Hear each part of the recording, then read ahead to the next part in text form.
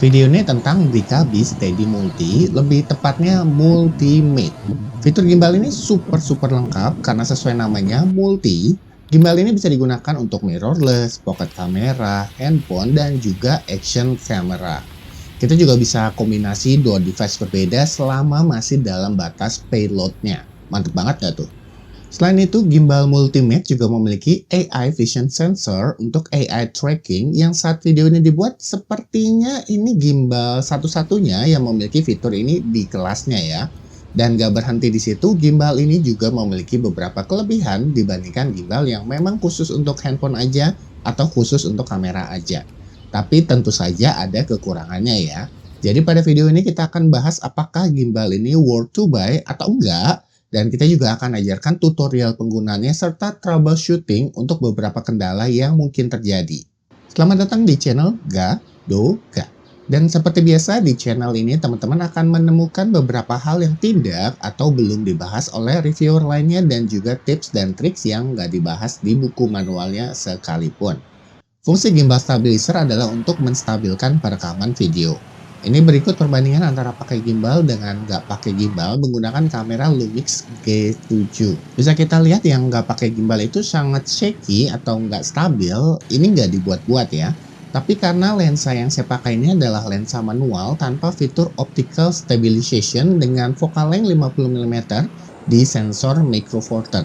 Ini setara dengan 100 mm atau telefoto di kamera full frame. Singkatnya, memang kalau gerak dikit aja itu akan getar banyak kok di kamera ini dan lensa ini. Steady Multimate adalah gimbal 3 aksis yang bisa pan, tilt, dan roll dengan derajat seperti terlihat di video. Untuk panning 360 derajat ini bukan berarti bisa putar hanya 360 derajat aja ya, tapi dia infinite panning, artinya bisa berputar bebas berkali-kali tanpa batasan. Kita perlu punya gimbal untuk kamera untuk mengambil cinematic shot yang lebih bokeh dibandingkan kamera ponsel pada umumnya. Seperti ini contohnya ya. Sedangkan kita tetap perlu punya gimbal untuk handphone karena untuk beberapa scene ada yang lebih baik diambil pakai handphone aja.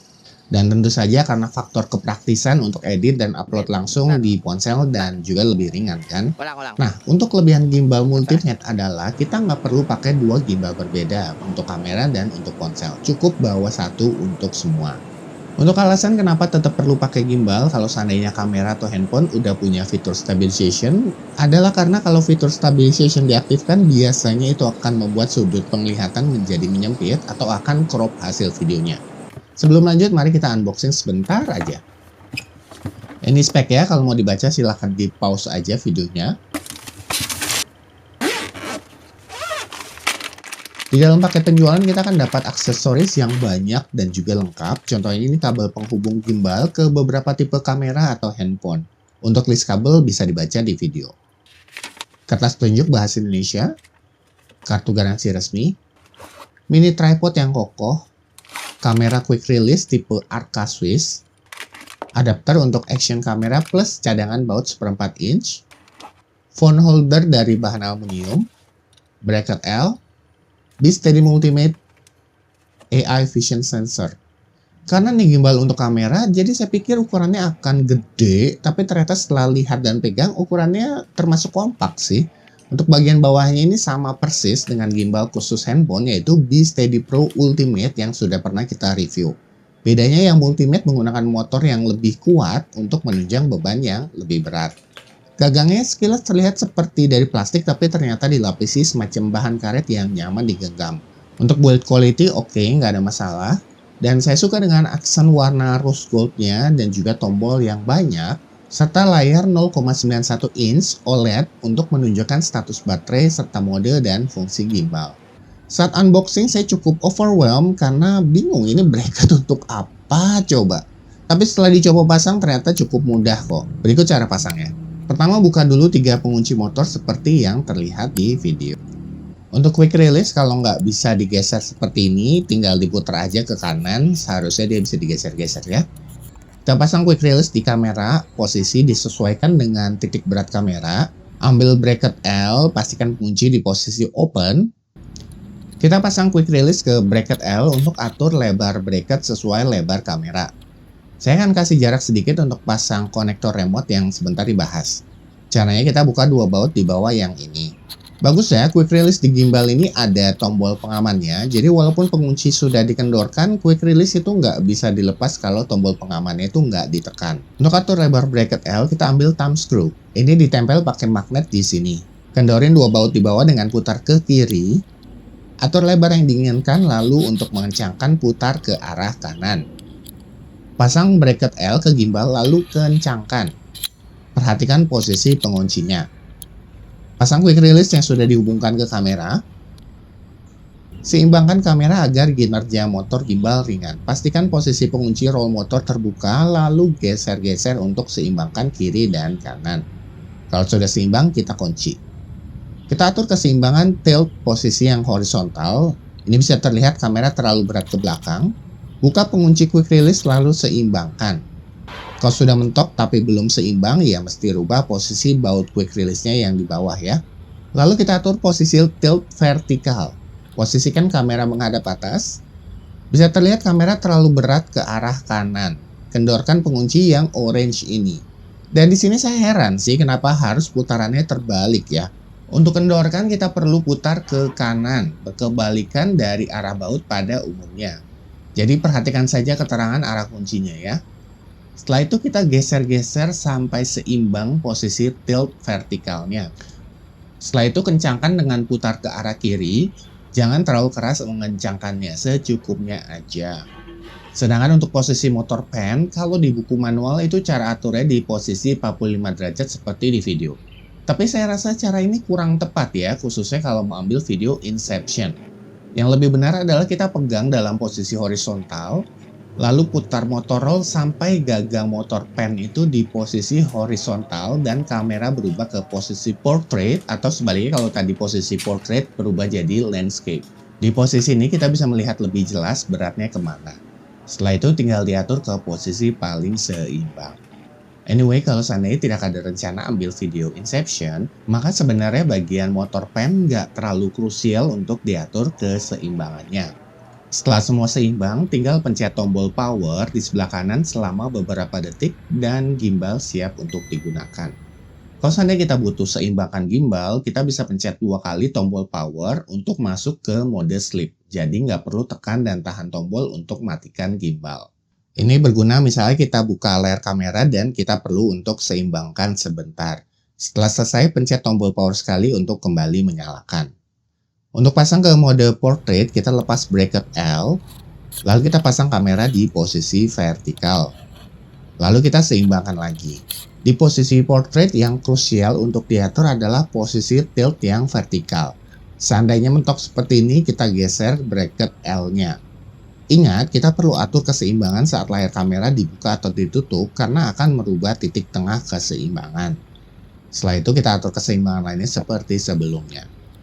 Untuk pasang handphone, kita pakai bracket handphone, lalu pasang ke bracket L, lalu seimbangkan seperti sebelumnya. Kalau saat dinyalakan gimbalnya getar-getar, sebentar akan diajarkan solusinya. Untuk pasang action cam, kita pasang adaptor yang bulat ini ke quick release kamera.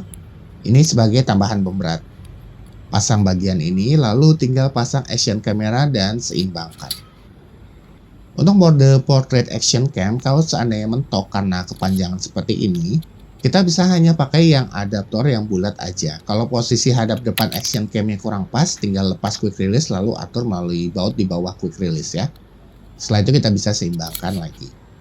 Kelebihan Multimate dibandingkan gimbal khusus handphone adalah karena kapasitasnya itu bisa mencapai 1,2 kg atau 3-4 kali lipat lebih kuat dibandingkan gimbal khusus handphone. Walau motornya lebih kuat, tapi berat gimbalnya ini termasuk ringan, nggak jauh beda dengan berat gimbal handphone pada umumnya. Walau ringan, tapi sudah menggunakan baterai 2600 mAh atau yang paling besar di kelasnya. Dicas pakai adaptor handphone 5V 2A, output arus menunjukkan 1,75 ampere. Artinya lama pengecasan dari 0% itu kurang lebih 2 jam. Gimbal ini juga punya port USB Type-C out untuk ngecas ponsel, jadi gimbal berfungsi sebagai power bank. Yang port remote kamera juga bisa untuk ngecas ponsel. Ada 3 lubang skru 1/4 inch di gimbal, yaitu di bawah, di samping, dan di atas motor tilt. Kalau pakai bracket handphone, ada tambahan 1 lubang skru 3/8 inch dan 2 lubang 1/4 inch plus bracket cold shoe. Nah, di sini kita bebas mau pasang apa aja, mau pasang mic, lightning, layar monitor, atau bahkan kita bisa pasang dua device yang berbeda. Kita bisa pasang di gagangnya seperti ini menggunakan ball head, atau kita juga bisa pasang di atas motor sehingga tetap dapat fungsi stabilizernya. Saya pakai baut seperempat inch seperti ini. Ini adalah baut cold shoe yang saya potong bagian bawahnya, jadi dimodifikasi. Setelah itu tinggal kita pasang device lainnya, misalnya pasang bracket handphone.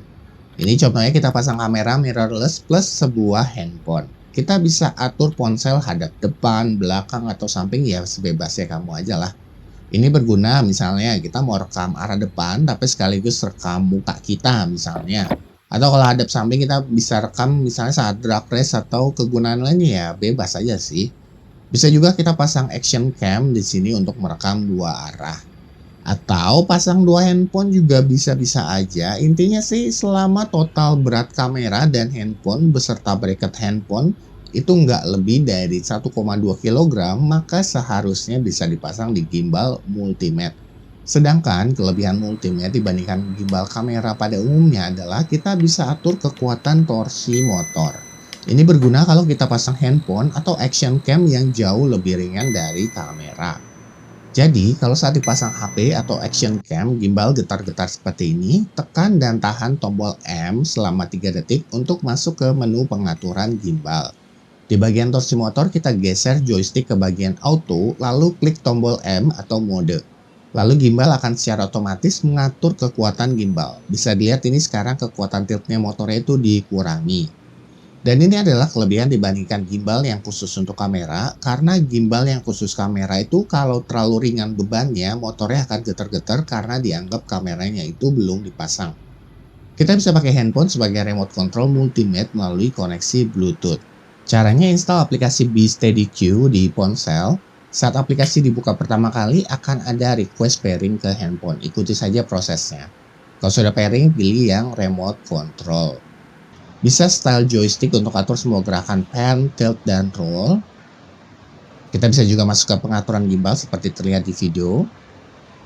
Dan ini yang keren, kita bisa gunakan sensor gerakan ponsel untuk kontrol kamera.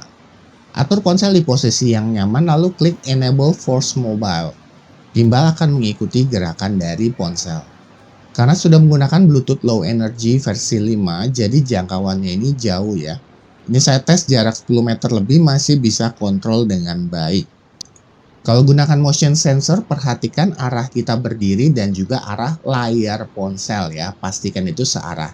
Agar saat kita gerakan ponsel ke kiri, gimbal juga ikut ke kiri bukan sebaliknya. Anyway, kalau kita hubungkan kamera ke gimbal pakai kabel, kita juga bisa kontrol shutter kamera dari HP.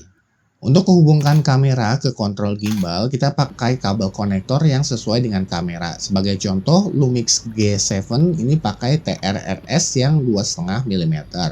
Setelah itu, kita colok di gimbal yang gambarnya kamera. Sayangnya, di Lumix G7 saat pencet tombol shutter gimbal setengah atau pencet penuh, tetap dideteksi oleh kamera hanya sebagai half press untuk atur fokus. Solusinya saya ganti di pengaturan untuk aktifkan half press release. Jadi saat pencet shutter di gimbal akan langsung aktifkan shutter kamera. Ini tergantung jenis kameranya ya. Ada juga kok yang bisa gunakan tombol shutter gimbal sebagaimana mestinya dan juga bisa gunakan slider zoomnya. Ada 4 mode gimbal yang bisa dirubah dengan menekan tombol mode satu kali untuk berpindah. Yang pertama PF atau pan following. Jadi kamera akan ikut putaran pan, tapi gerakan tilt dan roll akan terkunci. Yang kedua adalah PTF, pan and tilt following. Pan and tilt akan ikut gerakan gimbal, tapi roll tidak ikut gerak. Yang ketiga mode L atau locked, semua gerakan pan, tilt, dan roll terkunci. Untuk mengarahkan kamera perlu pakai joystick. Yang keempat mode POV atau all following. Kamera akan mengikuti semua gerakan kita baik pan, tilt, maupun roll.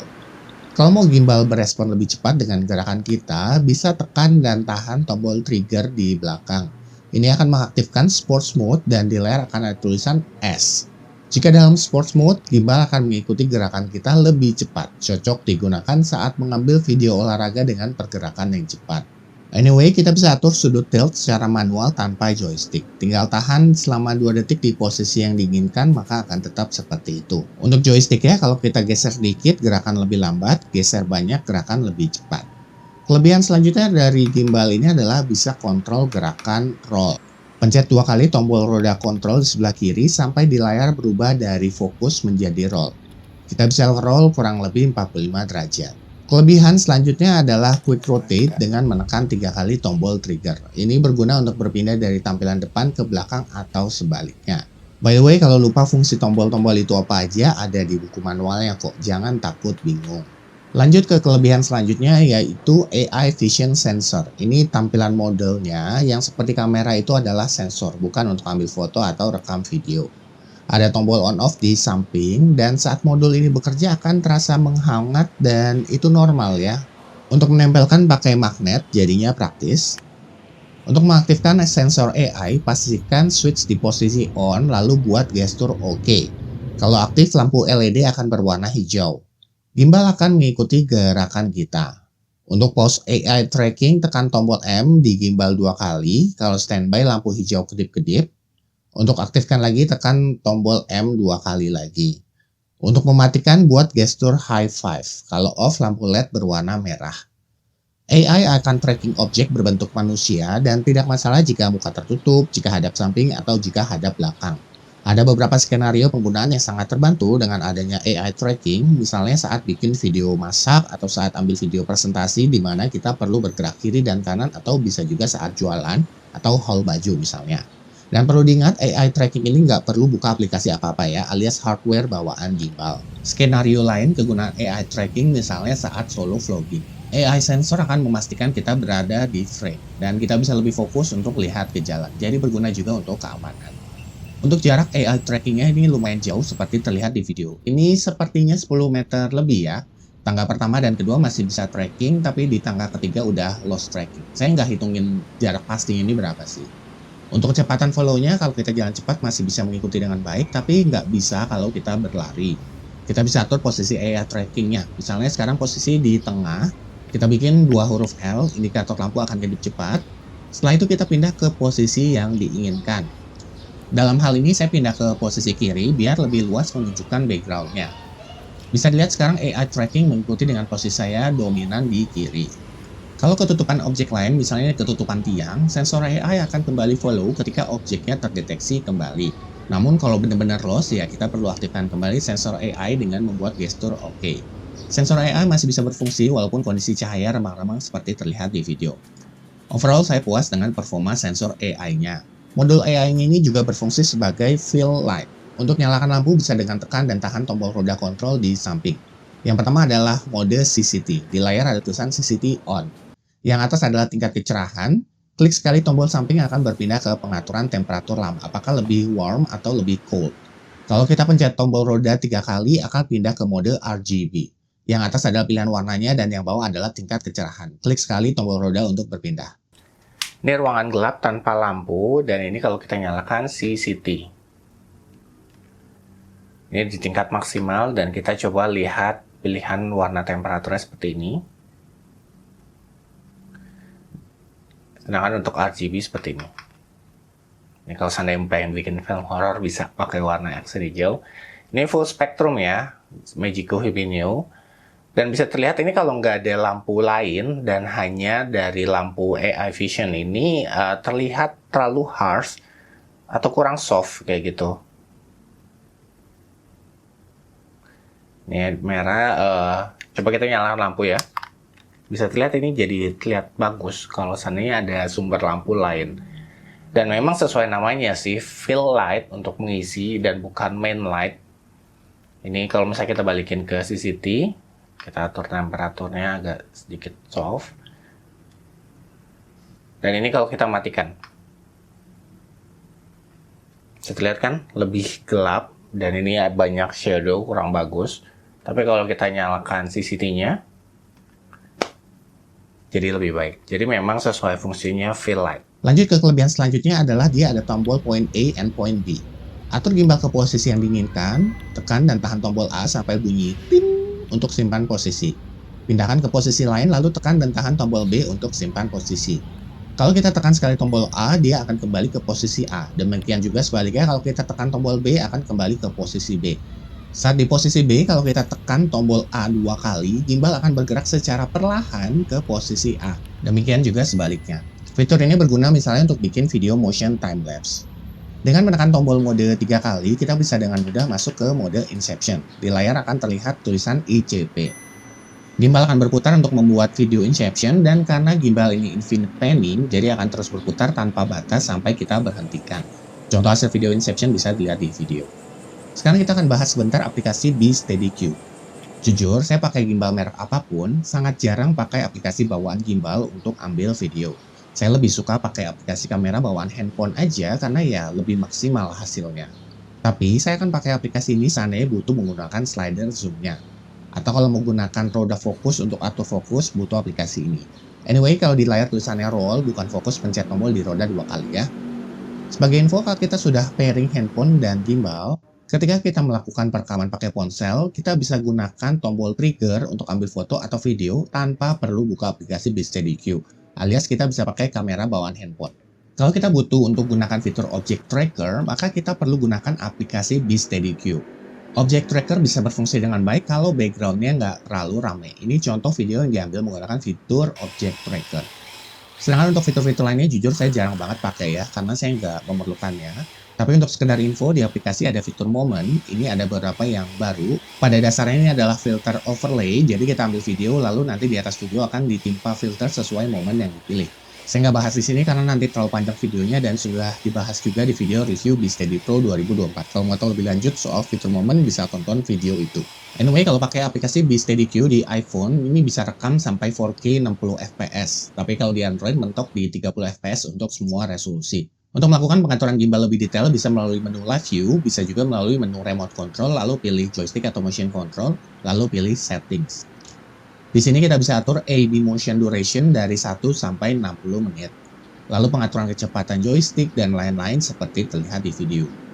Melalui menu Remote Control, kita juga bisa atur untuk Time Lapse. Arahkan sudut kamera lalu klik plus, bisa sampai 5 titik sudut. Pencet tombol play untuk preview gerakan. Kita bisa save template kalau mau digunakan berulang. Untuk mulai time-lapse, kita klik start. Setelah time-lapse dimulai, kita bisa keluar dari aplikasi remote control dan gimbal akan tetap meneruskan time-lapse. Durasi time-lapse dari 1 menit sampai 3 jam. Ini custom time-lapse yang disimpan sebelumnya. Troubleshooting. Pertama, kalau posisi gimbal nggak center, kita bisa kalibrasi. Pencet tombol trigger 2 kali untuk kembalikan ke posisi tengah, lalu pencet tombol mode 5 kali. Tunggu proses kalibrasi sampai selesai.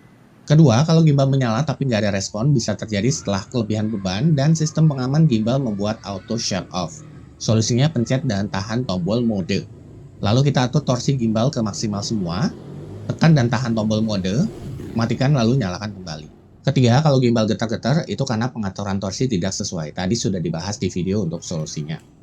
Keempat, kalau nggak kuat untuk membuat video Inception, ada beberapa kemungkinan. Yang pertama, motor rollnya itu kurang seimbang. Dan kedua, yang lebih krusial itu adalah karena motor pennya itu nggak seimbang. Bisa dilihat ini terlalu berat ke kiri saat posisi horizontal gagangnya. Jadi perlu geser gagang motor pen ke kanan. Lebih detail bisa tonton pada bagian cara seimbangkan gimbal di video. Kelima, kalau ada pesan error seperti ini, kemungkinan ada pengunci motor yang belum dibuka. Untuk pesan error lainnya, cek buku manual beserta solusinya ya. Terakhir, kalau sulit untuk pairing Bluetooth, mungkin gimbal terkoneksi ke perangkat lain. Solusinya dorong tuas zoom ke atas dan tekan tombol mode. Tahan keduanya selama 5 detik, itu akan melepaskan perangkat Bluetooth yang tersambung. Setelah itu lakukan pairing ulang atau buka aplikasi BeSteadyQ kalau mau pairing dengan handphone. Kesimpulan, BeSteady Multimate adalah gimbal yang unik dan memiliki beberapa kelebihan. Saya tulis saja kelebihannya biar nggak usah mengulang karena sudah dibahas juga di video. Sekarang kekurangannya. Yang pertama adalah aplikasi BeSteadyQ untuk Android ini masih kurang stabil. Semoga pihak BK bisa segera update dan perbaiki. Tapi bagi saya sih nggak terlalu penting ya, karena ya jarang dipakai juga aplikasinya kecuali untuk setting atau untuk remote control. Kekurangan kedua adalah saya nggak ngerti kenapa putaran baut untuk atur keseimbangan motor tilt itu arah putarannya harus terbalik dari putaran baut pada umumnya. Ini lebih ke kebiasaan aja sih. Selanjutnya, BeSteady Multimate tidak ada gagang ekstra. Jadi kalau berat kamera kamu 800 gram ke atas, siap-siap aja olahraga otot 4 amps. Di sisi lain, dengan desain Multimate yang digunakan menjadikan gimbal ini termasuk kompak dan juga ringan. Jadi ini sebenarnya nggak bisa dibilang sebagai kekurangan juga sih, tapi lebih ke trade-off design.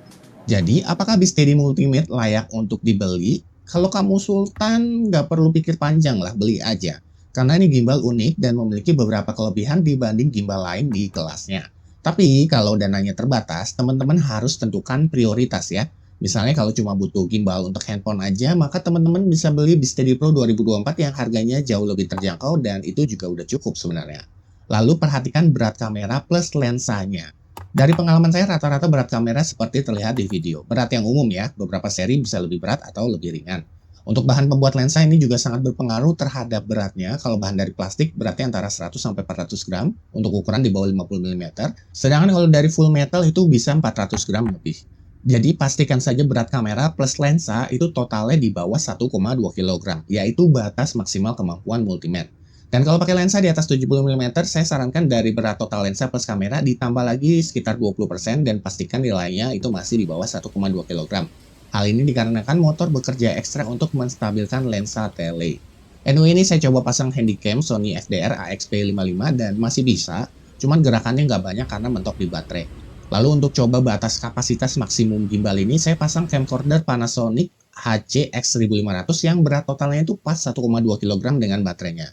Ini juga masih bisa dan malah nggak mentok di gagang seperti handycam Sony tadi. Hanya saja karena ini di batas maksimal beratnya ya nggak disarankan untuk dibawa lari-lari.